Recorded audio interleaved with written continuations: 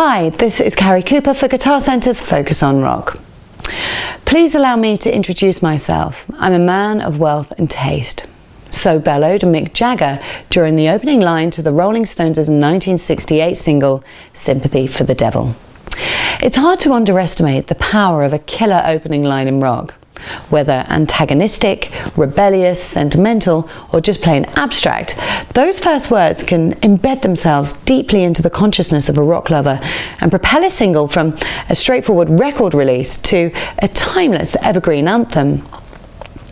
Much like making a great first impression on a person, those first words in a song need to do exactly that with you.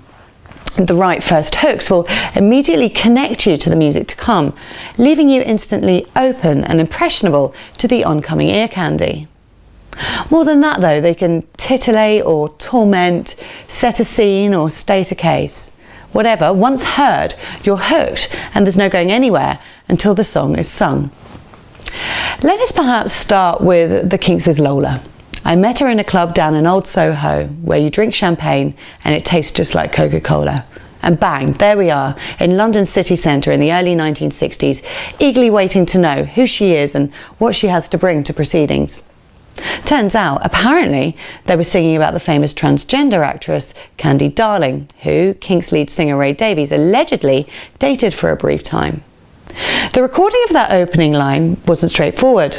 The BBC refused to air the track using the words Coca-Cola, so Ray Davies, determined to get the track to British ears, promptly flew across the Atlantic from New York to London to re-record that one line using Cherry Cola instead. If I leave here tomorrow, would you still remember me? A rather needy and melancholic opening line from Lynyrd Skynyrd's Freebird, a track that musically ends a long way away from its opening sound. A few seconds in and we wonder why. Where are you going? Who are you talking to? Why wouldn't they remember you? The lyrics are about a man explaining to a girl why he can't settle down and make a commitment. That line was inspired by Alan Collins' girlfriend Kathy, who had asked him this very question during a fight. Freebird was originally written as a ballad but somehow evolved into a blistering guitar anthem, and Duane Allman's solo aside, that contradiction of energies from a pensive sad start to the cacophony of triumphant rock makes it one of the biggest rock tracks of all time.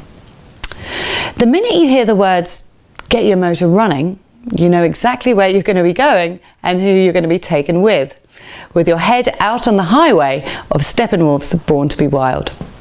The soundtrack to the counterculture movie Easy Rider, it was also responsible for coining the phrase heavy metal with the line "heavy metal thunder." A few minutes is simply not long enough to explore all of the killer opening lines in rock, but just a few more of note. Well, Jesus died for somebody's sins but not mine, Patti Smith, from Gloria. In the time of chimpanzees, I was a monkey, Beck with a loser. Johnny's in the basement mixing up the medicine, I'm on the pavement thinking about the government. Bob Dylan's Subterranean Homesick Blues. The End by The Doors. This is the end, beautiful friend. This is the end, my only friend. The End.